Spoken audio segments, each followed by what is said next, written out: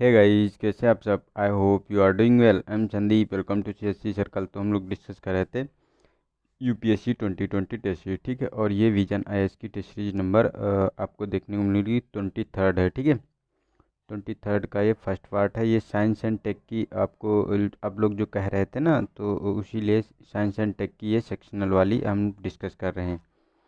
और other video जो हमारे देखने हैं तो मैंने प्लेलिस्ट बना दी है, वहाँ आप लोग जाकर प्लेलिस्ट में आप देख सकते हैं। सारे वीडियो मैंने विजन के बना दिए हैं, ठीक है। GS के फुल टेस्ट और सेक्शनल सारे, ठीक है। तो आप लोग चैनल पे विजिट करके देख सकते हैं।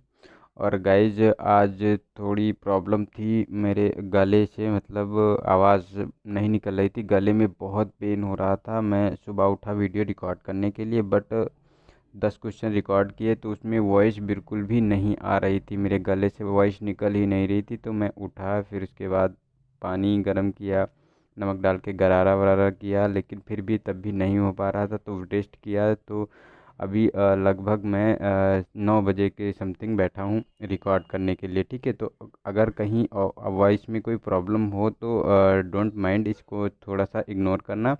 और अगर कम वॉइस आ रही है तो आप लोग हेडफोन लगा के इसको सुन लेना, क्योंकि मेरे गले में बहुत ज़्यादा प्रॉब्लम है, तो बहुत अच्छी वॉइस नहीं आ रही है गाइस, ठीक है।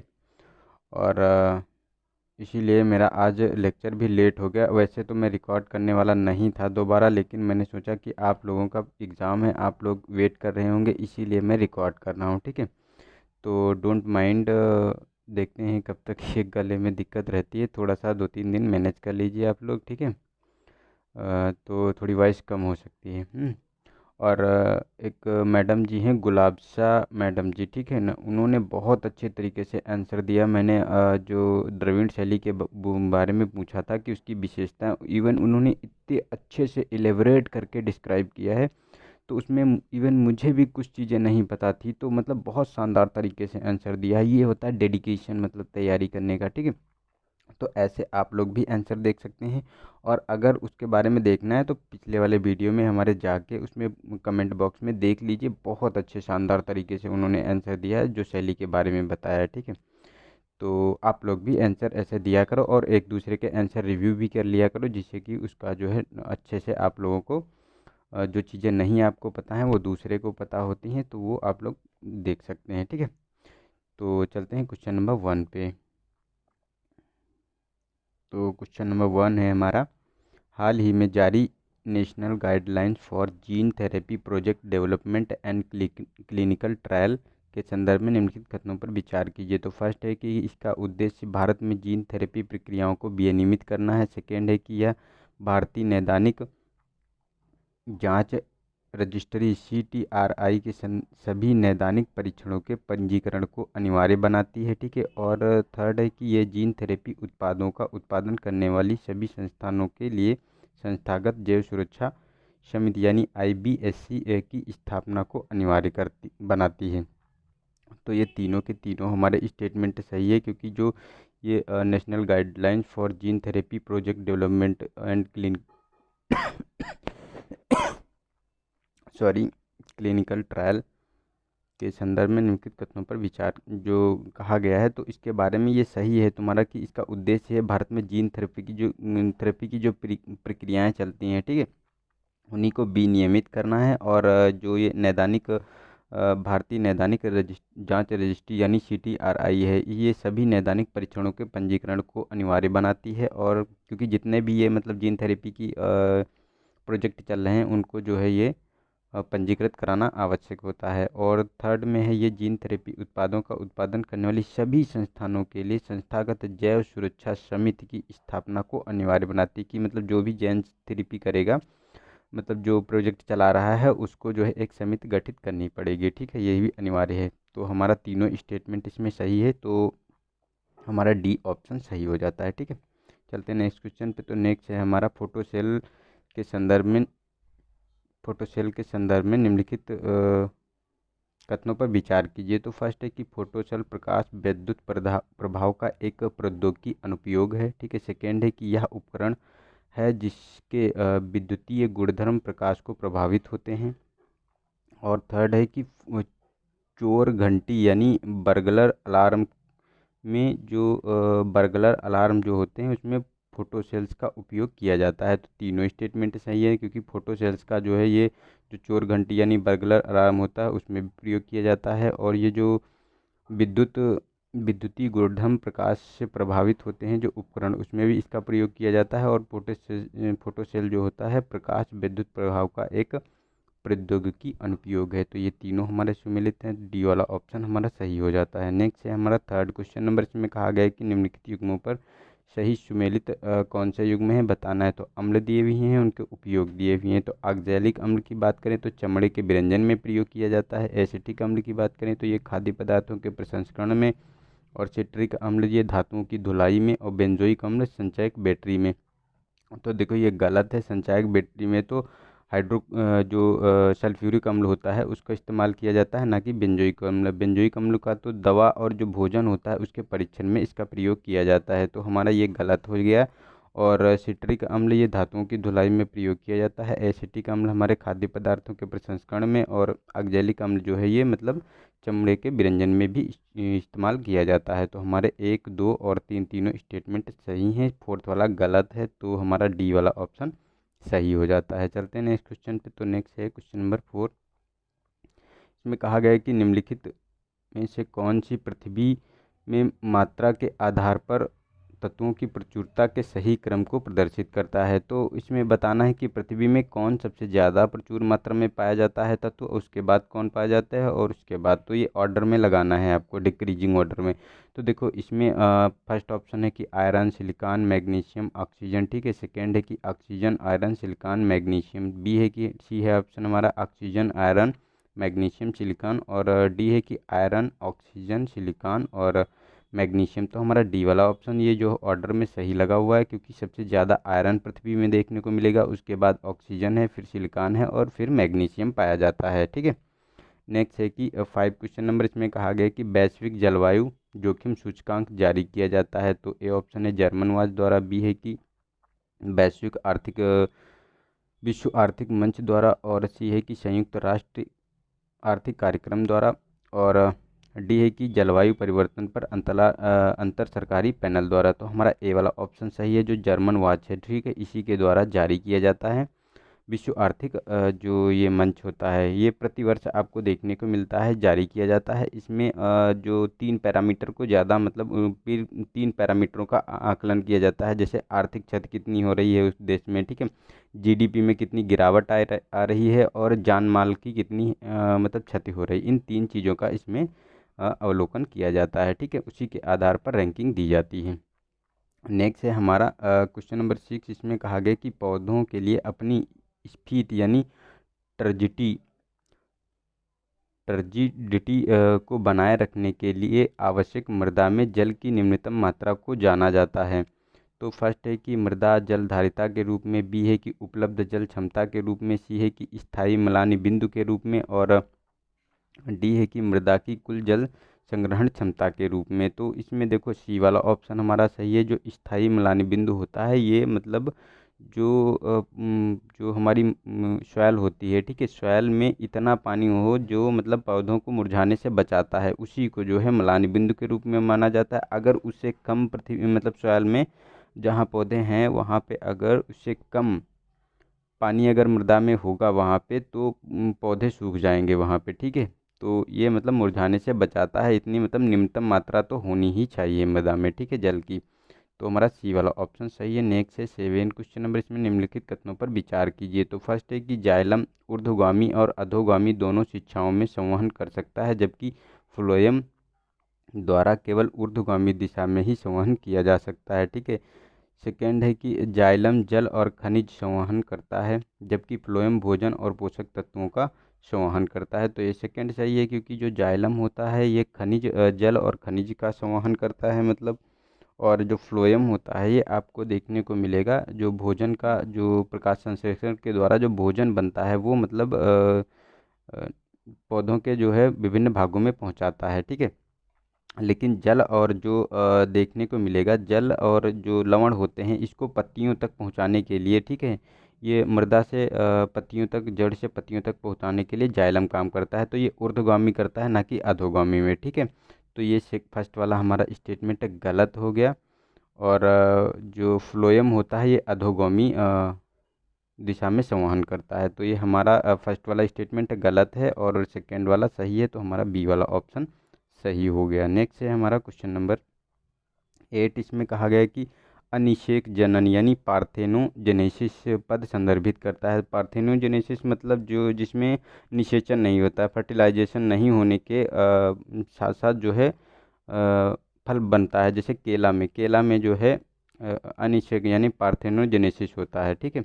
तो उसमें केवल मादा ही होता है, उसी के द्वारा फल का निर्माण हो जाता है। उसमें नर और मादा दोनों के गुणसूत्रों की आवश्यकता मतलब नहीं पड़ती है, ठीक है। तो इसी को बोलते हैं अनिषेक जनन, ठीक है। तो इसके बारे में देख लेते हैं। तो फर्स्ट है कि विभिन्न पादप वर्णों को निर्माण की प्रक्रिया को, ठीक है। सेकेंड है कि कुछ पौधों में रात्रिकालीन श्वसन की परिघटना को, ठीक है। सी है कि नर युग्मकों के बिना मादा युग्मक से भ्रूण के निर्माण को। और डी है कि कीट भक्षी पौधों द्वारा फंसे हुए कीटों को पोषण तत्व अवशोषित करने की प्रक्रिया को। तो हमारा सी वाला ऑप्शन सही है, क्योंकि जो है नर युग्मक के बिना मादा युग्मक से भ्रूण के निर्माण से जो फल बनता है जो केला का, ठीक है। इसका सिंपल उदाहरण अगर बात करें तो ये केला में ऐसा होता है, ठीक है। उसमें नर युग्मक नहीं होता है, मादा युग्मक के द्वारा ही फल का विकास होता है।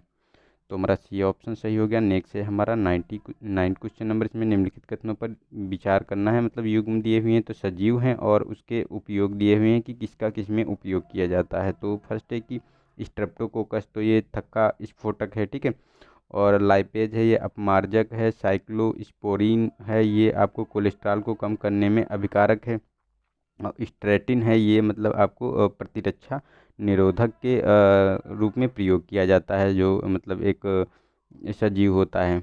तो इसमें देखो जो साइक्लोस्पोरीन होता है ये प्रतिरक्षक के रूप में प्रतिरक्षा निरोधक के रूप में यूज किया जाता है। और जो स्टैटिन होता है ये कोलेस्ट्रॉल को कम करने के लिए प्रयोग किया जाता है। और लाइपेज जो है हमारा अपमार्जक में प्रयोग किया जाता है, ठीक है।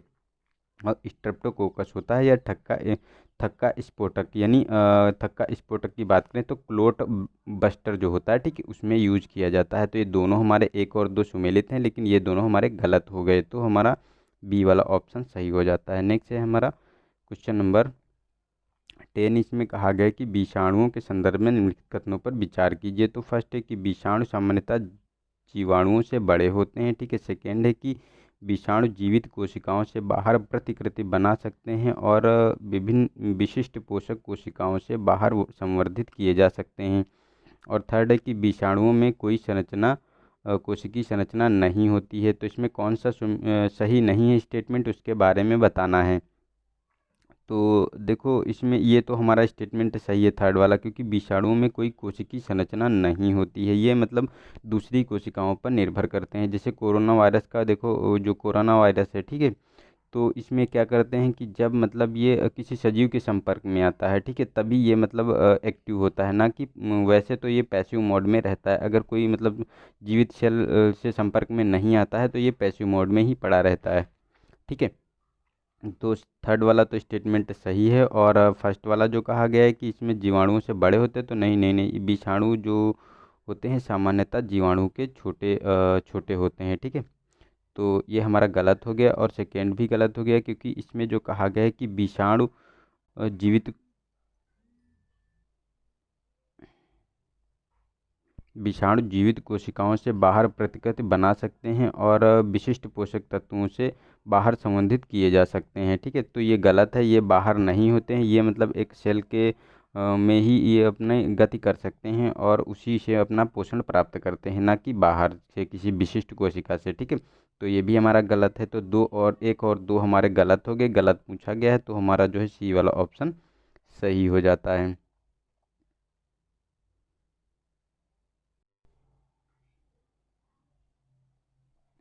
नेक्स्ट है हमारा क्वेश्चन नंबर 11। तो इसमें कहा गया है कि एक व्यक्ति ढीली रेत पर खड़ा है, ठीक है। एक व्यक्ति ढीली रेत पर खड़ा है और फिर वह उस रेत पर लेट जाता है। लेटे होने की तुलना में खड़े रहने पर रेत में अपेक्षाकृत अधिक गहराई तक धंसता है, ठीक है। तो निम्नलिखित में से कौन से कारण के उत्तरदायी हैं इसके लिए। तो फर्स्ट है कि ए ऑप्शन, खड़े रहने पर शरीर का भार कम होता है, ठीक है।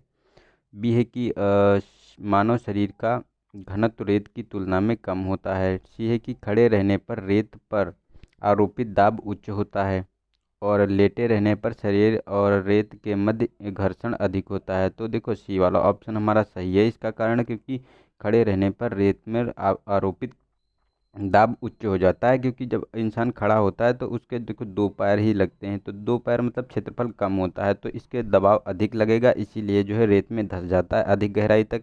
लेकिन जब एक इंसान जब लेट जाता है ऐसे, ठीक है, तो उसका क्षेत्रफल अधिक हो जाता है, तो जो है वो कम धंसता है। ठीक है, तो ये हमारा जो है सी वाला स्टेटमेंट सही हो गया। नेक्स्ट है कि हमारा 12 क्वेश्चन नंबर, इसमें कहा गया है कि तली में छिद्र वाला एक कप जल से भरे होने की तुलना में शहद से भरे होने पर धीमी गति से खाली होता है। तो बताना है तो इसमें क्यों ऐसा होता है कि मतलब जो जल से भरे होने की तुलना में शहद से भरे होने पर धीमी गति से खाली होने का क्या कारण है, तो ये बताना है। तो फर्स्ट है कि ए ऑप्शन की जल में जो देखने को मिलता है अशुद्धियों की उपस्थिति के कारण। ठीक है, बी है कि जल से अधिक गुरुत्वाकर्षण खिंचाव के कारण। और सी ऑप्शन है हमारा कि इसमें जो कहा गया है कि सी वाला है, सी है कि उसमें कहा गया है कि शहद और जल की श्यानता में अंतर यानी गाढ़ेपन में अंतर के कारण। और डी है कि शहद की स्थिति में केशिकत्व प्रभाव के प्रबल हो जाने के कारण। तो देखो सी वाला ऑप्शन सही है, क्योंकि शहद और जल की श्यानता में मतलब अंतर होता है गाढ़ेपन में, क्योंकि शहद गाढ़ा होता है और जल ये मतलब कम गाढ़ा होता है, तो मतलब बहुत ही तनु होता है, तो इसीलिए जो है ये आपको देखने को मिलता है कि शहद से भरे होने पर यह धीमी गति से खाली होता है। ठीक है, तो हमारा सी ऑप्शन सही हो गया। नेक्स्ट है हमारा क्वेश्चन नंबर, गुरुत्वाकर्षण बल और विद्युत चुंबकीय बल के संदर्भ में निम्नलिखित कथनों पर विचार कीजिए। तो फर्स्ट है कि जहां गुरुत्वाकर्षण बल सदैव आकर्षणात्मक होता है, वहीं विद्युत चुंबकीय बल आघर्षणात्मक, आकर्षणात्मक, प्रतिकर्षणात्मक दोनों हो सकता है। ठीक है, सेकेंड है कि जहां गुरुत्वाकर्षण बल की निर्भरता केवल द्रव्यमान केंद्रित होती है, वहीं विद्युत चुंबकीय बल द्रव्यमान और आवेश दोनों पर निर्भर करता है। थर्ड है कि जहां गुरुत्वाकर्षण बल दो पिंडों के बीच की दूरी पर निर्भर करता है, वहीं चुंबकीय बल इससे स्वतंत्र होता है। तो ये गलत है, ये स्वतंत्र नहीं होता है, ये पिंडों की दूरी के जो गुणनफल और जो मतलब इन दो पिंडों की जो दूरी होती है, ठीक है, दो पिंडों का जो द्रव्यमान होता है उनके गुणनफल और जो इसके दो पिंडों की जो बीच की दूरी होती है उसके वर्ग के अनुक्रमानुपाती मतलब व्युत्क्रमानुपाती होता है। मतलब जो चुंबकीय क्षेत्र होता है, ठीक है, ये विद्युत चुंबकीय क्षेत्र ये क्या करता है, जो उसके दो पिंडों के बीच का जो द्रव्यमान होता है उसके गुणनफल के जो है समानुपाती होता है। और जो आपको देखने को मिलेगा उसकी जो दूरी होती है दो पिंडों के बीच की दूरी के वर्ग के व्युत्क्रमानुपाती होता है। तो ये वाला हमारा गलत हो गया स्टेटमेंट। और जो फर्स्ट एंड सेकेंड में कहा गया है तो फर्स्ट वाला तो सही है, क्योंकि जहाँ आकर्षण बल सदैव आकर्षणात्मक होता है, वहीं विद्युत चुंबकीय बल आकर्षणात्मक और प्रतिकर्षणात्मक दोनों हो सकते हैं। क्योंकि जब हम चुंबक लाते हैं, देखो ठीक है, मैग्नेटिक जो एक पिंड लाते हैं तो उसमें दोनों तरफ के होते हैं कि उसे एक साइड से अगर करो तो वो चिपक जाता है, लेकिन दूसरी साइड अगर उसको चिपकाने की कोशिश करो तो वो दूर भागता है, तो दोनों चीज़ होती हैं उसमें। ठीक है, और सेकेंड वाला जहाँ गुरुत्वाकर्षण बल की निर्भरता केवल द्रव्यमान पर केंद्रित होती है, वहीं चुंबकीय बल का द्रव्यमान और आवेश दोनों पर होता है, तो गलत है ये भी स्टेटमेंट। क्योंकि ये आपको देखने को मिलेगा द्रव्यमान पर ये नहीं आवेशित होता है। ठीक है, ये द्रव्यमान पर निर्भर नहीं होता है। ठीक है, इसके आवेशों जो आवेश होते हैं उन पर निर्भर करता है। तो हमारा फर्स्ट वाला केवल इसमें स्टेटमेंट सही है। ठीक है, ए वाला ऑप्शन, तो हमारा ए वाला ऑप्शन सही हो जाता है। नेक्स्ट है हमारा क्वेश्चन नंबर 14, इसमें कहा गया है कि वायुयानों की खिड़कियों को वर्गाकार की जगह गोलाकार आकृति में स्थापित किए जाने के पीछे निहित कारणों में निम्नलिखित में से कौन से कथन सर्वश्रेष्ठ वर्णन करते हैं। तो फर्स्ट वाला है कि वर्गाकार खिड़कियों की तुलना में गोलाकार खिड़कियां का तन्यता सामर्थ्य अधिक होता है। ठीक है, सेकेंड है कि वर्गाकार खिड़कियां की तुलना में गोलाकार खिड़कियों में किनारों के अनुदिश तनाव अधिक समान रूप से वितरित होता है। ठीक है, और सी है कि गोलाकार खिड़कियों का पृष्ठीय क्षेत्रफल कम होता है और इस प्रकार वे कम महंगी होती हैं। और डी है कि वर्गाकार खिड़कियों की तुलना में गोलाकार खिड़कियों को स्थापित करना आसान होता है। तो देखो ये सेकेंड स्टेटमेंट सही है, क्योंकि इसीलिए ये बनाई ही जाती हैं, क्योंकि वर्गाकार खिड़कियों की तुलना में गोलाकार खिड़कियों में किनारों के अनुदिश जो तनाव होता है वो अधिक समान रूप से विस्तारित होता है। लेकिन जब वर्गाकार खिड़की होती हैं तो उसमें मतलब कोनों पे ये मतलब ज़्यादा होता है, बीच में कम होता है। तो इसीलिए ये मतलब वर्गाकार बनाई जाती हैं, ताकि इनका जो है ये तनाव जो है सभी जगह पर समान हो। ठीक है, तो ये हमारा बी वाला ऑप्शन सही हो गया। नेक्स्ट है हमारा 15 क्वेश्चन नंबर। इसमें कहा गया है कि धावन और वॉशिंग सोडा के संदर्भ में निम्नलिखित कथनों पर विचार कीजिए। तो फर्स्ट है कि धावन सोडा के विनिर्माण में सोडियम क्लोराइड का उपयोग किया जाता है। सेकेंड है कि इसका उपयोग घरेलू प्रयोजनों में शोधन अभिकर्मक के रूप में किया जाता है। थर्ड है कि इसका उपयोग जल की स्थायी कठोरता को दूर करने में किया जाता है। तो ये तीनों के तीनों स्टेटमेंट सही हैं, क्योंकि जो धावन सोडा यानी वॉशिंग सोडा होता है इसका निर्माण सोडियम क्लोराइड के रूप में भी किया जाता है। ठीक है, और इसका जो है घरेलू प्रयोग में जो शोधन अभिकर्मक के रूप में भी किया जाता है, और स्थायी कठोरता जो जल की होती है उसको भी दूर करने में किया जाता है, क्योंकि जल की स्थायी कठोरता आपको देखने को मिलती है जो सोडियम सल्फेट और मैग्नीशियम सल्फेट के कारण देखने को मिलती है। तो हमारा जो है तीनों स्टेटमेंट यहाँ सही हो जाता है, डी वाला ऑप्शन। नेक्स्ट है हमारा 16 क्वेश्चन नंबर। इसमें कहा गया कि परमाणु प्रतिष्ठानों के खिलाफ हमलों पर प्रतिबंध एक समझौता है भारत और पाकिस्तान के मध्य। बी है कि संयुक्त राष्ट्र के सभी सदस्यों के मध्य, भारत चीन के मध्य, और डी है कि अमेरिका और रूस के मध्य। तो हमारा ए वाला ऑप्शन सही है, ये भारत और पाकिस्तान के मध्य है। ये मतलब जो परमाणु प्रतिष्ठान होते हैं, ठीक है, उन्हीं के संबंध में ये समझौता है। क्योंकि इसमें होता क्या है एक्चुअली देखने को मिलता है, जब ये परमाणु की जो सूचियां होती हैं और उनके परमाणु जो सुविधा संस्थान होते हैं, ठीक है, परमाणु प्रतिष्ठानों और सुविधाओं की जो सूची होती है उसका वार्षिक आदान प्रदान किया जाता है। ठीक है, उसी के लिए ये मतलब समझौता है। नेक्स्ट है हमारा क्वेश्चन नंबर 17। इसमें कहा गया है कि किसी सुप्रशिक्षित गायक द्वारा कोई ऐसा सुर उत्पन्न किया जा सकता है जिससे कांच टूट जाए। ध्वनि तरंगों द्वारा प्रदर्शित निम्नलिखित में से कौन सी परिघटना इसके लिए उत्तरदायी है। तो एक ए ऑप्शन है कि अनुरणन, बी है कि सीमा व्यापार, सी है अनुनाद, और डी है व्यतिकरण। तो हमारा सी वाला ऑप्शन सही है, जो अनुनाद है। अनुनाद मतलब रिजोनेंस जो होता है उसी के बारे में बात करता है। इससे ही अगर ये मतलब सुर उत्पन्न किया जाए ऐसा, तो इससे कांच टूट जाता है। ठीक है, ये अनुनादन के कारण यानी रिजोनेंस के कारण होता है। नेक्स्ट है कि 18 क्वेश्चन नंबर। इसमें कहा गया है कि विश्व व्यापार संगठन के अपीली निकाय के संदर्भ में निम्नलिखित कथनों पर विचार कीजिए। तो फर्स्ट है कि यह अंतर्राष्ट्रीय व्यापार विवादों के निपटान हेतु सर्वोच्च निकाय के रूप में कार्य करता है, जिसके निर्णय सदस्यों पर बाध्यकारी होते हैं। ठीक है, सेकेंड है कि यह 7 सदस्यों द्वारा निर्मित एक मंच है, जिन्हें विश्व व्यापार संगठन के सदस्यों द्वारा सर्वसम्मति से नियुक्त किया जाता है।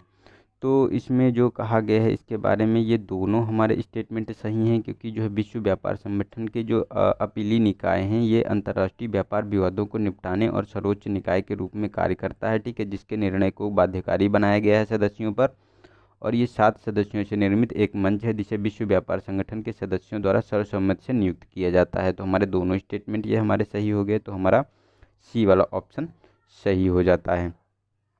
ठीक है, नेक्स्ट है हमारा 19 क्वेश्चन नंबर। तो इसमें कहा गया है कि निम्नलिखित में से कौन से न्यूक्लिक अम्ल के घटक हैं। तो शर्करा है, फास्फेट है, नाइट्रोजनी क्षार हैं, और पोटेशियम क्षार है। तो देखो जो ये न्यूक्लिक अम्ल होता है ये मतलब इसमें शर्करा भी आपको देखने को मिलता है। ठीक है, इसका घटक है, फास्फेट भी है और नाइट्रोजन क्षार भी, ये तीनों है। लेकिन जो पोटेशियम क्षार है इसका इसमें इस्तेमाल नहीं किया जाता है। तो ये गलत है, क्योंकि ये जो होते हैं न्यूक्लिक अम्ल ये डीएनए निर्माण के लिए ये मतलब सबसे छोटी इकाई होती है। ठीक है, तो ये मतलब न्यूक्लिक अम्ल है, ये डीएनए का निर्माण करते हैं। तो हमारा जो है 1, 2 और 3 स्टेटमेंट सही है, तो सी वाला ऑप्शन हमारा सही हो जाता है। नेक्स्ट है हमारा क्वेश्चन नंबर 20 में निम्नलिखित में से कौन से फॉरेंसिक जांच के भाग हैं ये बताना है। तो ए ऑप्शन है कि माइटोकॉन्ड्रियल डीएनए विश्लेषण, ठीक है, और पॉलीग्राफी टेस्ट, और brain electrical isolation signature BEOS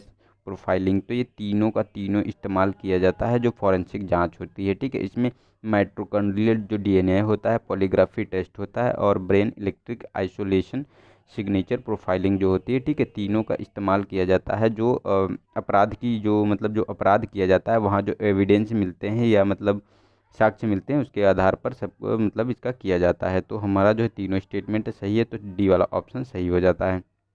next है 21, इसमें कहा गया है कि जनसंख्या अनुवांशिकी में संस्थापक प्रभाव यानी फाउंडर इफेक्ट पद का उपयोग निम्नलिखित में से किसे इंगित करने हेतु किया जाता है। तो ए ऑप्शन है कि मूल आबादी की तुलना में कम आनुवंशिक भिन्नता को, ठीक है, बी है कि मूल आबादी की तुलना में अधिक आनुवंशिक भिन्नता को, सी है कि संस्थापकों के मूल परिवास वाले भौगोलिक क्षेत्र में उत्तरोत्तर पीढ़ियों को सीमित होने से, और डी है कि संस्थापक के मूल परिवासियों वाले भौगोलिक क्षेत्र के उत्तरोत्तर पीढ़ियों के प्रत्यावर्तन को। तो जो ये जनसंख्या के बारे में जो ये बात कर रहा है, तो ये हमारा देखो फर्स्ट वाला जो ऑप्शन है ये हमारा सही है, क्योंकि मूल आबादी की तुलना में कम आनुवंशिक भिन्नता को ये जो आनुवंशिकी का जो बात करता है, जनसंख्या की आनुवंशिकी में जो संस्थापक प्रभाव यानी फाउंडर इफेक्ट जो है ये यही है, मूल आबादी की तुलना में कम आनुवंशिकी भिन्नता को प्रदर्शित करता है। मतलब जो उनका मूल आबादी होती है उसके संबंध में आनुवंशिक जो लक्षण होते हैं वो कम प्रदर्शित करता है, ठीक है, उनमें आनुवंशिक भिन्नता कम होती है, ठीक है। तो ये हमारा ए वाला ऑप्शन सही हो गया। नेक्स्ट है हमारा 22 क्वेश्चन नंबर, इसमें कहा गया कि निम्नलिखित में से कौन सा विकल्प प्रीबायोटिक्स की सही व्याख्या करता है। तो ए ऑप्शन की आंत्र में पाए जाने वाले लाभप्रद जीवाणुओं के विकास को प्रोत्साहित करने वाली खाद्य सामग्री है, ठीक है। बी है कि जीवाणु संक्रमण के उपचार और रोकथाम में उपयोग की जाने वाली एक प्रकार की रोगाणुरोधी दवा है, ठीक है। सी है कि सूक्ष्म जीवों की वृद्धि के कारण होने वाले अपघटन को रोकने हेतु खाद्य उत्पादों में मिलाए जाने वाले परिरक्षक को, ठीक है। और डी है कि एंटीबॉडी के निर्माण को प्रोत्साहित करने और एक या कई रंगों के विरुद्ध प्रतिरक्षा प्रदान करने के लिए उपयोग की जाने वाला एक टीका है, ठीक है। तो ये देखो हमारा सी वाला ऑप्शन सही है, क्योंकि जो ये प्रीबायोटिक्स होते हैं, ठीक है, ये एक मतलब सूक्ष्म जीवाणु होते हैं जो वृद्धि की कारण होने वाले अपघटन को रोकने हेतु खाद्य उत्पादों में मिलाए जाने वाले परिरक्षक होते हैं, जिससे जिनको स्टोरेज किया जाता है, ठीक है, पदार्थों को, ताकि उनको काफ़ी समय तक जो है रखा जा सके, उनको सही से रखा जा सके, ठीक है, उनको मतलब जब प्रोडक्शन होता है उसके बाद उनका प्रयोग किया जा सके, ठीक है। तो इनको जो है मतलब स्टोर करके रखा जाता है, इसीलिए ये इस्तेमाल किए जाते हैं प्रीबायोटिक्स, ठीक है। नेक्स्ट है 23, इसमें कहा गया है कि 5G मोबाइल संचार नेटवर्क द्वारा निम्नलिखित में से कौन सी प्रौद्योगिकियाँ समर्थ होंगी। तो ए ऑप्शन है कि फर्स्ट है कि हमारा इंटरनेट ऑफ थिंग्स है, सेकेंड है कि एज कंप्यूटिंग है, और थर्ड है कि नेटवर्क स्लाइसिंग है। तो देखो इसमें तीनों का इस्तेमाल किया जाएगा। जो ये 5G मोबाइल टेक्नोलॉजी है, ठीक है, मोबाइल संचार नेटवर्क है, ये मतलब संचार प्रणाली का जो है एक मतलब आधार यानी रीढ़ की हड्डी बोला जा सकता है, ठीक है, क्योंकि इसमें इंटरनेट ऑफ थिंग्स भी है, एज ऑफ कंप्यूटिंग भी है, और नेटवर्क जो स्लाइसिंग भी, इसका तीनों का इसमें प्रयोग जो समर्थन प्राप्त होगा, ठीक है। तो हमारा डी वाला ऑप्शन इसमें सही हो जाता है। नेक्स्ट है क्वेश्चन नंबर 24, इसमें डबल फर्टिफाइड नमक महत्वपूर्ण सूक्ष्म पोषक तत्वों को उपलब्ध कराने के सर्वाधिक लागत प्रभावी साधनों में से एक है। निम्नलिखित में से किन पोषक तत्वों के साधारण नमक को फोर्टिफाइड किया जाता है। तो ए ऑप्शन है कि आयोडीन है, आयरन है, क्रोमियम है। तो देखो इसे क्रोमियम का इस्तेमाल नहीं किया जाता है। जो डबल फोर्टिफाइड जो नमक होता है, ठीक है, इसमें जो है सूक्ष्म पोषक तत्वों की बात करें तो इसमें आयोडीन और आयरन को जो है मिक्स किया जाता है, ठीक है, ताकि जो है जहाँ आयोडीन की कमी को पूरा किया जा सके। तो ये हमारा जो है बी वाला ऑप्शन सही हो गया, 1 और 2। नेक्स्ट है कि हाल ही में सुर्खियों में रहा ऑपरेशन वनीला संबंधित है। तो बाढ़ से प्रभावित मेडागास्कर को भारतीय नौसेना द्वारा राहत प्रदान करना, ठीक है। बी है कि भारत और संयुक्त राज्य अमेरिका के मध्य द्विपक्षीय सेवा अभ्यास। सी है कि ग्रामीण भारत में नई प्रौद्योगिकियों के अंगीकरण को मापन करने के लिए नीति आयोग द्वारा किया गया अध्ययन है। और डी है कि भारत में वनीला की कृषि के लिए उपयुक्त मृदा की स्थिति निर्धारित करने हेतु फील्ड ट्रायल है। तो देखो इसमें ए वाला ऑप्शन है, क्योंकि ये जो आपको देखने को मिला था जो ऑपरेशन वनीला था। ये बाढ़ से प्रभावित मेडागास्कर को जो भारतीय नौसेना द्वारा राहत प्रदान की गई थी, जब मेडागास्कर में अभी देखने को मिला था एक बहुत ही भयानक मतलब चक्रवात आया था, ठीक है, उसी के संबंध में ये राहत प्रदान की गई थी इंडिया द्वारा, इंडियन नेवी द्वारा, ठीक है। तो ए वाला ऑप्शन हमारा सही हो गया। नेक्स्ट है हमारा 26, इसमें कहा गया कि सिनेमा हॉल और कॉन्फ्रेंस हॉल और कंसर्ट हॉल की छतें सामान्यतः वक्राकार होती हैं। तो फर्स्ट है कि सिनेमा हॉल के सभी कोनों तक ध्वनि को परावर्तित करने के लिए, ठीक है। बी है कि ध्वनि में कला अंतर उत्पन्न करने के लिए, और सी है कि ध्वनि में प्रतिध्वनि प्रभाव उत्पन्न करने हेतु, और डी है कि ध्वनि की तीव्र संचरण के लिए वायु के आयतन में वृद्धि करने के हेतु। तो देखो ए वाला ऑप्शन सही है, क्योंकि सिनेमा हॉल जो होते हैं उसके सभी कोनों तक ध्वनि को परावर्तित करने के लिए ऐसा किया जाता है। ये मतलब ऐसे वक्राकार जो है इसकी छत हुआ करती है, ठीक है, इस तरह वक्राकार, ताकि जो है जो ऑडियंस बैठी है वो तो सभी तक उसको परावर्तित ध्वनि जो है सभी तक पहुंच सके, ठीक है। इसीलिए ये मतलब ऐसी छत बनाई जाती है इनके लिए। तो हमारा ए वाला ऑप्शन सही हो गया। नेक्स्ट है 27, इसमें कहा गया है कि निम्नलिखित में से कौन सी भारत में डिजिटल भुगतान को बढ़ावा देने वाली पहलें हैं। तो फर्स्ट है कि 50 करोड़ रुपए से अधिक टर्नओवर वाले व्यवसायों द्वारा इलेक्ट्रॉनिक प्रणाली के माध्यम से भुगतान की सुविधा अनिवार्य रूप से प्रदान करना, ठीक है। सेकेंड है कि मर्चेंट डिस्काउंट रेट यानी एमडीआर प्रभावों की छूट, और 1 करोड़ या उससे अधिक की नगद निकासी पर अधिभार आरोपित, यानी तो ये तीनों के तीनों स्टेटमेंट सही हैं जो डिजिटल भुगतान को बढ़ावा देने के लिए की गई हैं। क्योंकि जो 1 करोड़ के ऊपर अगर आप नगद कैश मतलब कैश फॉर्म में करेंसी मतलब बैंक से पैसे निकालते हैं तो आपको 2% चार्ज देना पड़ेगा, इसका अधिभार देना पड़ेगा। और मर्चेंट डिस्काउंट रेट की छूटें भी है, क्योंकि जो 2000 से कम वाले जो लेन देन होते हैं उन पे ये मतलब छूटें प्राप्त होती हैं इनको, ठीक है। और जो कहा गया कि 50 करोड़ वाले की जो बात की जा रही है, इसमें तो 50 करोड़ से जो अधिक टर्नओवर वाले जो व्यवसाय हैं उनके द्वारा इलेक्ट्रॉनिक प्रणाली के माध्यम से भुगतान की सुविधा को अनिवार्य रूप से प्रदान करना है, ठीक है। तो इसमें ये भी हमारा स्टेटमेंट सही है, और ये सुविधा जो है आपको देखने को मिलेगी 1 जनवरी 2020 से लागू कर दी गई है, ठीक है। और इसमें देखो इसी के साथ साथ जैसे रुपए है, ये भी इसी के लिए डिजिटल भुगतान के लिए लाया गया था। यूपीआई था, भीम था, ठीक है। और यूपीआई क्यूआर था, यूपीआई भीम था, ये सब मतलब इसी के लिए लाए गए थे ताकि जो है डिजिटल भुगतान को बढ़ावा मिले। तो हमारा जो है तीनों स्टेटमेंट इसमें सही है, तो हमारा डी वाला ऑप्शन सही हो जाता है। नेक्स्ट है हमारा 28, इसमें कहा गया कि मानव और व्हेल जैसे कुछ स्तनधारियों के अग्रपाद की अस्थियों से संबंधित प्रतिरूप में साझी समानताएं विद्यमान होती हैं, लेकिन इन स्तनधारियों में इन अस्थियों द्वारा भिन्न भिन्न कार्य संपन्न किए जाते हैं। निम्नलिखित में से कौन से इस प्रकार के उद्विकास है यानी इवोल्यूशन है। तो देखो इसमें ए ऑप्शन है कि सह उद्विकास, फिर अपसारी उद्विकास और अभिसारी उद्विकास, और ये मतलब उपयुक्त में से कोई नहीं। तो इसमें बताना है कि कौन सा हमारा स्टेटमेंट सही है। इसमें तो देखो हमारा बी वाला इसमें स्टेटमेंट सही है, क्योंकि देखो अब अपसारी जो होता है मतलब डाइवर्जेंट जो इवोल्यूशन होता है उसी में ये ऐसा होता है। इसमें क्या होता है एक्चुअली होता क्या है, जो इनके वंशज होते हैं उन वंशजों में जो जैसे स्तनधारी की बात की गई तो इनमें समानता तो होती है, ठीक है, लेकिन वे अपने जो पर्यावरण के अनुसार वो अपने आप को विकसित करते हैं। जैसे जो व्हेल मछली होती है ये आपको समुद्र में देखने को मिलेगी, मतलब जल में देखने को मिलेगी।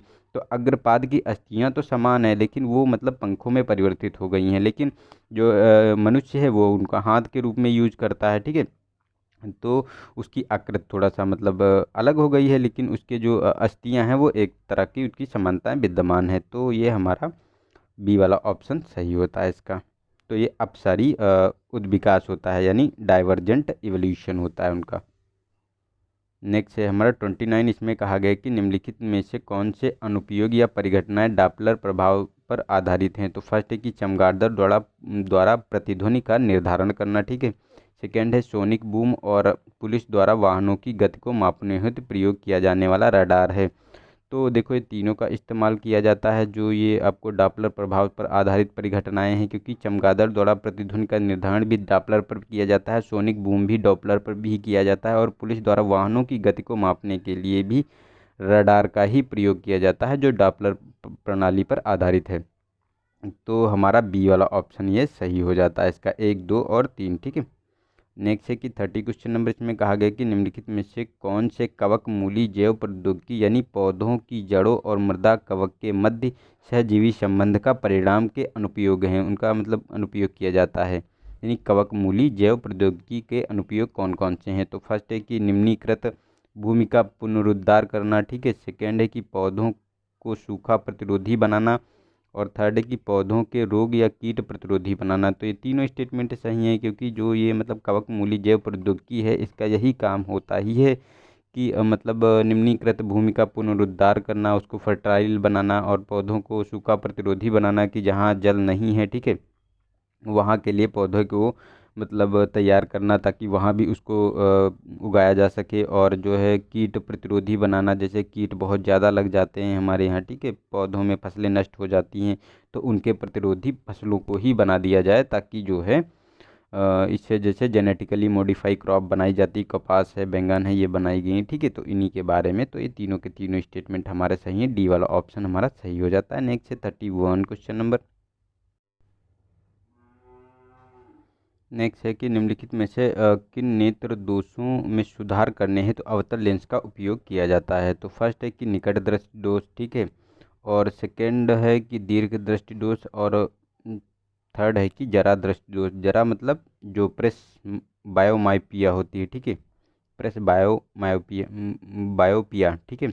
और निकट दृष्टि दोष मतलब मायोपिया। तो इसके संबंध में बताना है। तो देखो तो इसका देखो हमारा फर्स्ट एंड थर्ड स्टेटमेंट सही है, क्योंकि जो अवतल लेंस का उपयोग निकट निकट दृष्टि दोष के को दूर करने के लिए और जरा दृष्टि दोष को दूर करने के लिए इस्तेमाल किया जाता है। क्योंकि इसमें जो है निकट की जो वस्तुएं होती वो तो हमको निकट दृष्टि दोष में दिखाई देती हैं स्पष्ट, लेकिन दूर की वस्तुएं स्पष्ट दिखाई नहीं देती हैं। तो दूर की वस्तुओं को स्पष्ट दिखाई देने के लिए जो मतलब आपको देखने को मिलेगा, जो ये हमारा रेटिना है, जो फोकस है, ये रेटिना के पहले बन जाता है। ठीक है। वैसे रेटिना पे ना बनकर रेटिना से पहले बन जाता है, इसीलिए ऐसा होता है। तो इसको जो है रेटिना पे फोकस बनाने के लिए ऐसा किया जाता है। तो हमारा जो है 1 और 3 स्टेटमेंट इसमें सही है। ठीक है, सी वाला। नेक्स्ट है क्वेश्चन नंबर हमारा 32। इसमें कहा गया है कि निम्नलिखित में से कौन से कार्यों को मानव मस्तिष्क द्वारा संचालित किया जाता है। तो फर्स्ट है कि रक्तचाप को बनाए रखना, हृदय स्पंदन का नियंत्रण और शरीर को संतुलित करना। तो देखो ये तीनों के तीनों हमारे जो है मस्तिष्क द्वारा संचालित किए जाते हैं। इसमें रक्तचाप और जो है ये हृदय स्पंदन है, ये जो हृदय जो मस्तिष्क का पश्च भाग होता है, ठीक है, उसका एक पार्ट होता है, देखने को मिलेगा जो मेड्यूला ऑब्लिगेटा। ठीक है। उसी के द्वारा रक्तचाप को बनाए रखना और ये हमारा हृदय स्पंदन गति को नियंत्रित करना, इसके साथ श्वसन का नियंत्रण करना। ठीक है। ओमेटिंग यानी मतलब जो अनिच्छिक क्रियाएं होती हैं उनको ये है मेडुला ऑब्लिगेटा नियंत्रित करता है। लेकिन शरीर का संतुलन बनाने के लिए ये आपको जो अग्र मस्तिष्क का पार्ट देखने को मिलेगा जो है हाइपोथैलेमस। ठीक है। ये इसका काम होता है शरीर को संतुलित रखना। ठीक है। तो ये हमारा सही हो गया तीनों स्टेटमेंट। तो हमारा डी वाला ऑप्शन सही हो जाता है। नेक्स्ट है हमारा 33। इसमें कहा गया है कि एक व्यक्ति ईंट की दृढ़ दीवार को जोर से धक्का दे रहा है। इस संदर्भ में निम्नलिखित में से कौन सा कथन सही है। तो फर्स्ट है कि व्यक्ति द्वारा प्रयुक्त आंतरिक ऊर्जा शून्य है। ठीक है। बी है कि व्यक्ति द्वारा किया गया कार्य शून्य है। और सी है कि व्यक्ति द्वारा लगाया गया बल शून्य है। और उपयुक्त में से कोई नहीं। तो देखो सी वाला ऑप्शन सही है, क्योंकि व्यक्ति द्वारा लगाया नहीं, सी नहीं, ओ सॉरी सॉरी सॉरी, ये सी नहीं सही है, इसका बी वाला सही है, क्योंकि व्यक्ति द्वारा लगाया गया कार्य शून्य हो जाएगा। क्योंकि इसमें देखने को मिलेगा जो वर्क होता है, वर्क को तभी हम कंसीडर करेंगे जब फोर्स मतलब जब बल लगाया जाता है और बल की दिशा में जो है दूरी, ठीक है, डिस्टेंस, तो उसको जब तक विस्थापित नहीं किया जाता है तब तक उसको हम शून्य मानते हैं, या मतलब शून्य मानते हैं कार्य को, कि हमने जो भी कार्य किया है वो शून्य है। क्योंकि बल और बल की दिशा में लगाया गया जो बल और बल की दिशा में लगाए गए बल के द्वारा जो विस्थापन क्रिएट होता है उसके गुणनफल को ही हम वर्क में कंसीडर करते हैं, यानी कार्य में कंसीडर करते हैं। ठीक है। तो इसीलिए ये शून्य कार्य है, क्योंकि बल तो हमने लगाया है लेकिन बल की दिशा में कोई विस्थापन नहीं कर पाए हमें। ठीक है। तो इसीलिए ईंट की दीवार जो है वो वहीं की वहीं बनी हुई है, तो हमारा कार्य शून्य होगा। तो बी वाला ऑप्शन हमारा सही है। ठीक है। बी वाला ऑप्शन सही है इसका। नेक्स्ट है हमारा 34। इसमें कहा गया है कि निम्नलिखित में से कौन से यकृत के कार्य हैं? तो फर्स्ट है कि रक्त में ग्लूकोज के स्तर का नियमन करना, ठीक है, पित्त का निर्माण करना और शरीर में कोलेस्ट्रॉल का निर्माण करना। तो देखो इसमें पित्त का निर्माण करना और शरीर में कोलेस्ट्रॉल का निर्माण करना, ये तो हमारा जो है यकृत का काम देखने को मिलेगा। लेकिन जो ये ग्लूकोज के स्तर का नियमन करना, ये इंसुलिन का कार्य होता है। और ये इंसुलिन जो कहाँ से बनता है? तो इंसुलिन का सीक्रेशन ये आपको देखने को मिलेगा जो अग्नाशय की लैंगरहैंस की दीपिकाओं के जो बीटा सेल होते हैं, ठीक है, उसके द्वारा ही ये मतलब निकलता है, ठीक है, इंसुलिन। और इंसुलिन की कम मतलब मात्रा होने पर ही डायबिटीज़ हो जाता है हमें, ताकि जिससे जो है ग्लूकोज का मतलब ब्लड में शर्करा का ज़्यादा मात्रा में शर्करा होती, इसीलिए जो है उसे हम डायबिटीज़ का नाम दे देते हैं। जो आम इस समय इंडिया में तो जनरली हर 10 बंदे में से 2 को देखने को मिलेगी, ठीक है। तो ये हमारा 2 और 3 स्टेटमेंट इसका सही है, ए वाला गलत है। नेक्स्ट है हमारा क्वेश्चन नंबर 35। इसमें कहा गया कि प्राय सुर्खियों में रहने वाला डची फैट 3 है। तो फर्स्ट है कि इजरायली छात्रों द्वारा विकसित किया गया एक उपग्रह है, ठीक है। बी है कि यह हाल ही में नासा द्वारा लॉन्च किया गया सौर ऊर्जा चालित वायुयान है। और सी है कि हाल ही में रूस द्वारा जल अवतरित की गई परमाणु चालित पनडुब्बी है। और डी है हाल ही में भारत द्वारा फ्रांस में से खरीदा गया एक लड़ाकू विमान है। तो देखो ए वाला ऑप्शन हमारा सही है, इजरायली छात्रों द्वारा विकसित किया गया ये उपग्रह है, ठीक है। ये डची फैट इसी को नाम दिया गया है।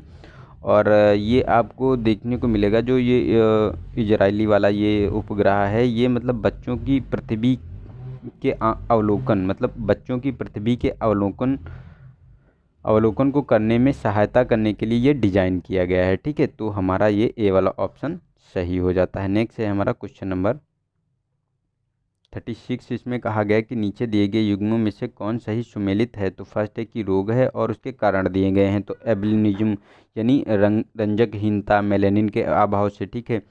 क्रीड 2 शार्ट सिंड्रोम, ठीक है, तो भारी विषाक्तता के कारण। और सिस्टिक फाइब्रोसिस, तो यह है जीन उत्परिवर्तन। तो देखो थर्ड हमारा सही है और फर्स्ट भी सही है, लेकिन सेकेंड गलत है, क्योंकि ये जो आपको देखने को मिलेगी क्रीड सा सिंड्रोम जो होता है, ये आपको बिल्ली के रोने का मतलब संदर्भित करता है, ठीक है। ये भारी धातुओं के कारण नहीं होता। इनमें जो एक गुणसूत्र नंबर 5 होता है, उसमें एक भाग जो है अप्रभावी हो जाता है, मतलब लुप्त हो जाता है, ठीक है। इनका जो गुणसूत्र 5 होता है, इसी के लिए ये कीड्रू सा सिंड्रोम इसमें आ जाता है। बिल्ली के रोने की मतलब वो बिल्ली रोती रहती है, वो अपने आप को नियंत्रित नहीं कर पाती है, ठीक है।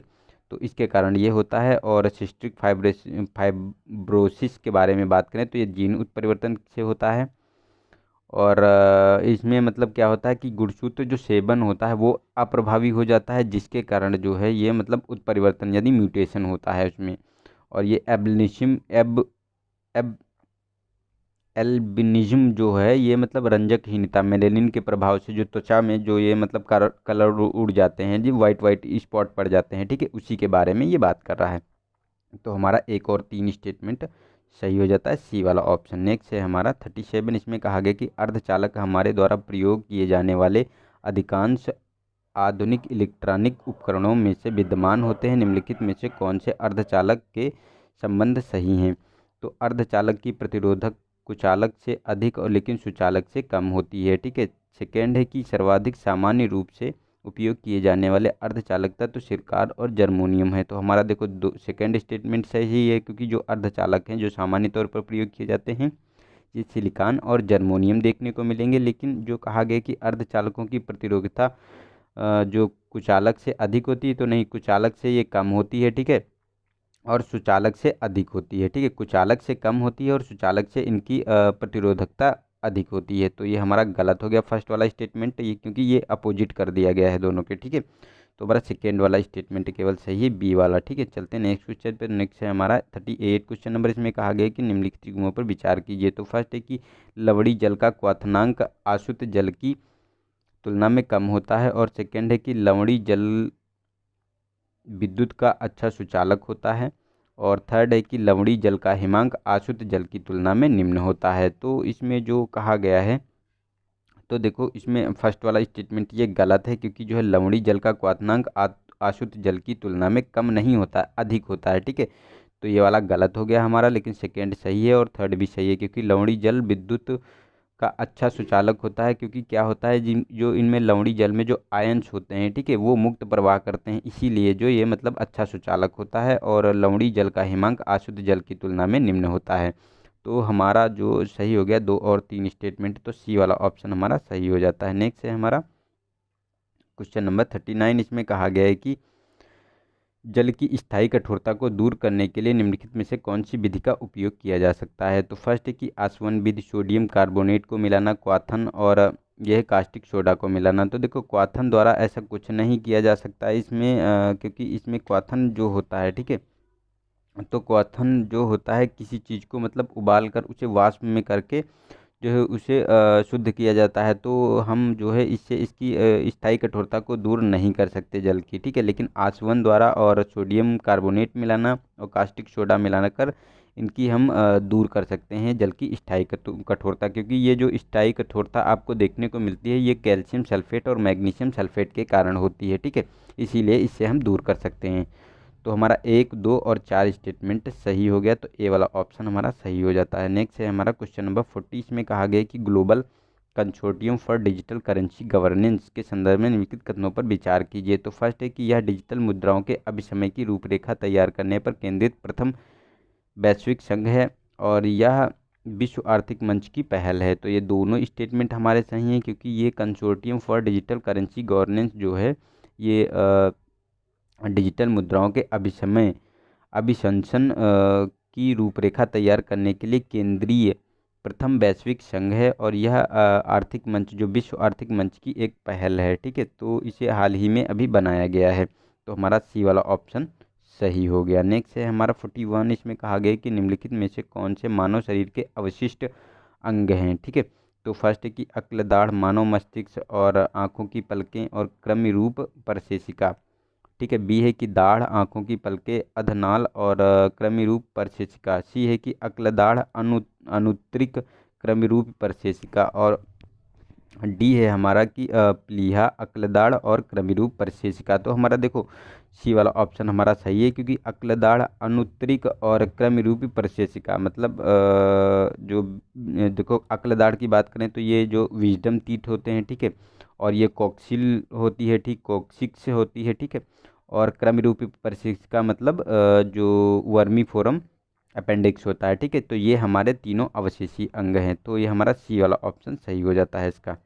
नेक्स्ट है हमारा क्वेश्चन नंबर 42। इसमें कहा गया कि वायुयानों के टायरों में नाइट्रोजन गैस का उपयोग किया जाता है, क्योंकि यह फर्स्ट है कि वायु के विपरीत नाइट्रोजन गैस अक्रिय होती है, ठीक है। और सेकेंड है कि यह वायु से भारी होती है। और थर्ड है कि सी ऑप्शन, यह केवल अत्यंत निम्न ताप पर ही द्रव अवस्था में विद्यमान रह सकती है। तो देखो सी वाला ऑप्शन भी सही है हमारा और ए वाला भी सही है। तो हमारा डी वाला ऑप्शन सही हो गया, ए और सी, ठीक है। लेकिन बी वाला हमारा नहीं सही है, क्योंकि ये वायु से भारी नहीं होती है, ये आपको हल्की देखने को मिलती है और ये अक्री गैस होती है, जिससे कि जब हम लैंड करवाते हैं वायुयान को, तो उसमें घर्षण बहुत ज़्यादा मात्रा में होता है, जिससे जो है उसे मतलब टायर जलने लगेंगे अगर जो वो मतलब अक्री गैस वहाँ नहीं होगी। इसके साथ साथ ये मतलब जब ऊंचाई पे जाती है तो वहाँ तापमान कम हो जाता है यहाँ से, ठीक है। तो ये निम्न ताप पर भी मतलब द्रव अवस्था में बनी रहती है। जैसे इसका मतलब अगर निम्न तापमान की बात करें तो -173 डिग्री तक ये मतलब लिक्विड फॉर्म में बनी रहती है। तो हमारा डी वाला ऑप्शन सही हो गया। नेक्स्ट है 43। इसमें कहा गया कि सूर्य अस्त के समय रंग का लाल दिखाई देता है। सूर्य अस्त के समय मतलब सूर्य का रंग लाल दिखाई देता है। इस परिघटना के संदर्भ में निम्नलिखित में से कौन से कारण उत्तरदायी हैं। तो ए ऑप्शन है कि वायुमंडल का प्रकाश किरणों का अवशोषण, ठीक है। और बी है कि मानव नेत्र के उक्त भाग के दौरान अन्य रोगों के प्रति संवेदनशील नहीं होते हैं। और सी है वायुमंडलीय कणों द्वारा प्रकाश किरणों के प्रकीर्ण। और डी है कि दिन के अलग अलग समय विभिन्न तरंगदैर्घ्य के प्रकाश के उत्सर्जन। तो देखो सी वाला ऑप्शन हमारा सही है, क्योंकि वायुमंडलीय कणों द्वारा प्रकाश किरणों का प्रकीर्ण हो जाता है। क्योंकि जो देखने को मिलता है तो प्रकीर्ण जो है देखो लाल रंग का प्रकीर्ण नहीं होता है, क्योंकि इसकी तरंगदैर्घ्य अधिक होती है, ठीक है, ज़्यादा होती है। लेकिन अदर जो ब्लू कलर होते हैं या अन्य कलर होते हैं, ये ब्लू, बैंगनी एलो, ये इनकी तरंगदैर्घ्य कम होने के कारण इनका प्रकीर्णन होता है बहुत तेज़ी से, इसीलिए हमको जो है लाल रंग का प्रकीर्णन ना होने के कारण ये हमें सूर्य अस्त और सूर्य उदय के समय हमको सूर्य लाल दिखाई देता है। ठीक है, तो हमारा जो है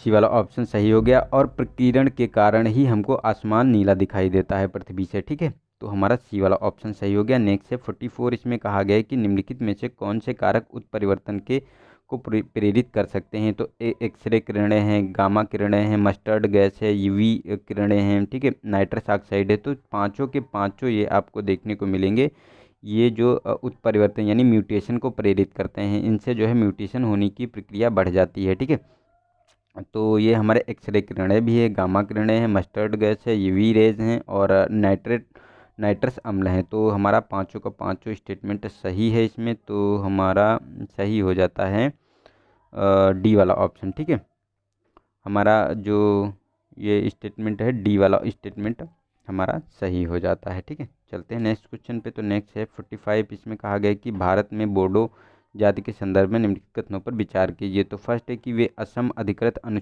अनुसूचित जातियों में सबसे बड़े समुदाय हैं। ठीक है, सेकेंड है कि बोडोलैंड प्रादेशिक परिषद संविधान की 6ठी अनुसूची के अंतर्गत एक स्वायत्त निकाय है। ठीक है, तो ये दोनों के दोनों स्टेटमेंट सही हैं इसमें, क्योंकि इसमें देखने को मिलेगा ये जो अधिसूचित जनजातियों में सबसे बड़े समुदाय हैं, ये जो देखने को मिलेगा असम की जो कुल जनसंख्या है उसका 5 से 6% देखने को मिलेंगे। ठीक है, और ये श्वेत निकाय जो यहाँ बना है ये आपको देखने को मिलेगा लगभग 10% के क्षेत्र में, ये मतलब 10 से 11% के क्षेत्र में विस्तारित हैं। ठीक है, असम के। तो हमारे एक और दो दोनों स्टेटमेंट सही हैं, सी वाला ऑप्शन हमारा सही हो जाता है। नेक्स्ट है हमारा क्वेश्चन नंबर 46, इसमें कहा गया है कि न्यू एंड इमर्जिंग स्ट्रेटिजिकल टेक्नोलॉजीज यानी NEST के संदर्भ में निम्नलिखित कथनों पर विचार करना है। तो फर्स्ट है कि NEST बहुपक्षीय और एकाधिक पक्षी फ्रेमवर्क के अंतर्गत भारत की स्थितियों के अनुकूल प्रौद्योगिकी यानी टेक्नोलॉजी, अभिशासन, नियमों और मानकों और संरचना को स्थापित करने में सहयोग प्रदान करेगा। और सेकेंड है कि गठन विज्ञान, इसका जो गठन है वो साइंस एंड टेक विभाग के अंतर्गत किया गया है। तो ये गलत है, साइंस एंड टेक के अंतर्गत ये नहीं किया गया है, ये विदेश मंत्रालय के अंतर्गत एक विभाग में किया गया है। ठीक है, तो ये मतलब विदेश मंत्रालय का एक ये मतलब इनिशिएटिव है, ना कि जो है साइंस एंड टेक विभाग का। तो हमारा फर्स्ट वाला स्टेटमेंट सही है, ये न्यू इमर्जिंग स्ट्रेटेजिकल टेक्नोलॉजीज जो है ये मतलब आपको बहुपक्षीय और एकाधिक पक्षी फ्रेमवर्क के अंतर्गत भारत की स्थितियों के अनुकूल प्रौद्योगिकी, अभिसमय, नियम, मानकों और संरचना को स्थापित करने में सहयोग प्रदान करेगा। तो हमारा फर्स्ट वाला स्टेटमेंट सही है, केवल एक। ठीक है, नेक्स्ट है 47, इसमें कहा गया है कि यदि किसी बर्फ़ के टुकड़े को केवल उस सीमा तक गर्म किया जाता है जब तक कि वह पूर्णतः पिघल ना जाए, ठीक है, तो संपूर्ण प्रक्रिया के दौरान ठोस अवस्था में तरल अवस्था में परिवर्तित होने तक तापमान में किस प्रकार परिवर्तन होता है। तो इसमें जो देखने को मिलेगा कि किस प्रकार परिवर्तन होता है, तो ए वाला ऑप्शन है हमारा कि प्रक्रिया के दौरान तापमान में पहले वृद्धि होती है और फिर तापमान स्थिर हो जाता है। सेकेंड है कि प्रक्रिया के दौरान तापमान में निरंतर वृद्धि होती है। ठीक है, सी है कि तापमान में पहले वृद्धि होती है और फिर कमी होती है। डी है कि प्रक्रिया के दौरान तापमान में कमी होती है और फिर वृद्धि होती है। तो देखो ए वाला ऑप्शन सही है, क्योंकि जो है जो ये प्रक्रिया है, जो बर्फ़ का जो टुकड़ा है ये पहले मतलब पिघलता है तो तापमान में वृद्धि होती है, उसके बाद तापमान स्थिर हो जाता है जब मतलब बर्फ़ पिघल जाती है। ठीक है, तो हमारा ए वाला ऑप्शन सही हो गया। नेक्स्ट है हमारा 48, इसमें कहा गया है कि नैनो फ्लेयर्स के संबंध में निम्नलिखित कथनों पर विचार कीजिए। तो ये नैनो फ्लेयर्स क्या होते हैं। तो फर्स्ट है कि यह रात्रि में ध्रुवों के निकट निवास करने वाले लोगों द्वारा देखी जाने वाली आकस्मिक चमक है। ठीक है, सेकेंड है कि यह आकस्मिक चमक प्लाज्मा गति के कारण चुंबकीय क्षेत्रों में संग्रहित ऊर्जा में होने वाले परिवर्तन से उत्पन्न होती है। तो देखो सेकेंड वाला स्टेटमेंट सही है, क्योंकि ये आकस्मिक चमक जो होती है ये प्लाज्मा गति के कारण चुंबकीय क्षेत्र में संग्रहित ऊर्जा में होने वाले उत्परिवर्तन की चमक होती है। और ये फर्स्ट वाला गलत है, क्योंकि ये ध्रुवों के निकट नहीं देखने को मिलती। ये जो आकस्मिक चमक आपको देखने को मिलती है जो कोरोना है, कोरोना वाला, जो सूर्य का कोरोना वाला यानी बाहरी पार्ट है जो वाला, ठीक है, वहीं पे ये मतलब चमक देखने को मिलती है। तो ये हमारा स्टेटमेंट गलत है, क्योंकि ये उसके कारण नहीं होता है, ये सूर्य के कोरोना वाले भाग में उत्पन्न होता है, ठीक है। तो उसी के कारण ये देखने को मिलता है, ना कि ये मतलब ध्रुवों के पास निकट क्षेत्रों में होने वाली कोई आकस्मिक चमक है, ठीक है। तो हमारा सेकेंड स्टेटमेंट गलत सही हो जाता है, बी वाला ऑप्शन, ठीक है, फर्स्ट गलत है। नेक्स्ट है हमारा 49 क्वेश्चन नंबर। इसमें कहा गया कि हाल ही में वैज्ञानिकों ने राजस्थान की सांभर झील में आर्किया मतलब आर्किया नामक नए जीव की खोज की है। इसके संदर्भ में निम्नलिखित में से कौन सा आर्किया का सर्वश्रेष्ठ वर्णन करता है? तो फर्स्ट है कि यह चरम प्रकृति परिवार में विकास करने वाले सूक्ष्म जीवों की एक आदिम समूह है, ठीक है। सेकेंड है कि यह बाह्य कंकाल या खंडित शरीर या युग्मित संधियुक्त पाद वाला एक अकशेरुकी जंतु है। सी है कि यह एक घोंघा सदृश जंतु है जिसका शरीर कोमल होता है और इसे सुरक्षा प्रदान करने के लिए कठोर कवच की आवश्यकता होती है, ठीक है।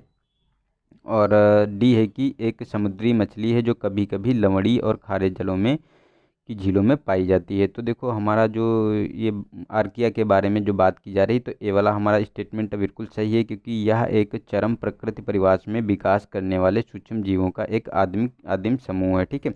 क्योंकि ये क्या करता है कि ये मतलब अत्यधिक खारे जल में रह सकता है, अत्यधिक गर्म जल में रह सकता है और अत्यधिक ठंडे जल में भी सर्वाइव कर सकता है, ठीक है। तो इसके लिए कोई भी चरम स्थिति जो जलवायु की है उसमें ये मतलब सर्वाइव कर सकता है। तो हमारा ए वाला ऑप्शन सही हो गया। नेक्स्ट है हमारा 50 क्वेश्चन नंबर। इसमें कहा गया कि इसरो की परियोजना नेत्रा का लक्ष्य है। तो फर्स्ट है कि सौर मंडल के बाह्य ग्रहों का पता लगाने के लिए, ठीक है। बी है कि महासागरीय नितल में स्थित संसाधनों की खोज और मानचित्रण में सहायता प्रदान करना।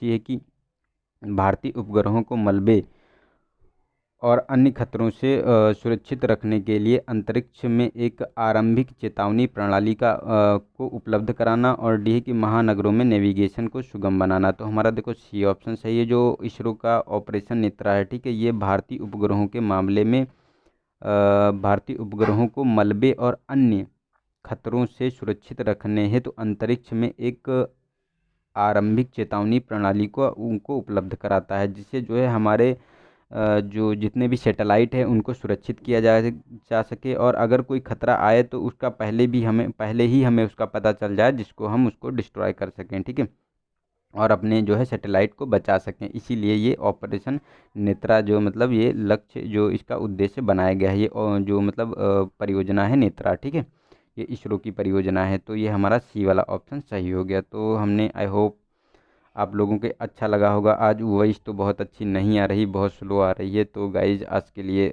सॉरी इसके लिए। ये तो मतलब इसमें मैं भी कुछ नहीं कर सकता। और अगर कोई मतलब मुझे ज़्यादातर ये गले की प्रॉब्लम रहती है, तो गाइज अगर आप लोगों को कुछ इसके बारे में आइडिया हो तो बताइए। डॉक्टर से दवा भी मेरी चल रही है, लेकिन फिर भी ये मतलब प्रॉब्लम टाइम टाइम पे हो ही जाती है हमारी, ठीक है। तो अगर कोई गले से सजेशन हो, गले से रिलेटेड कोई चीज़ जिसे मैं इस्तेमाल करने से मेरा गला सही रहे, तो इसके लिए मैं आप लोगों का बहुत बहुत आभारी रहूँगा। तो ऐसा आप लोग सजेशन बता सकते हैं, ताकि मेरे साथ जो ये प्रॉब्लम हुआ करती है ये आगे से ना होने पाए, ठीक है।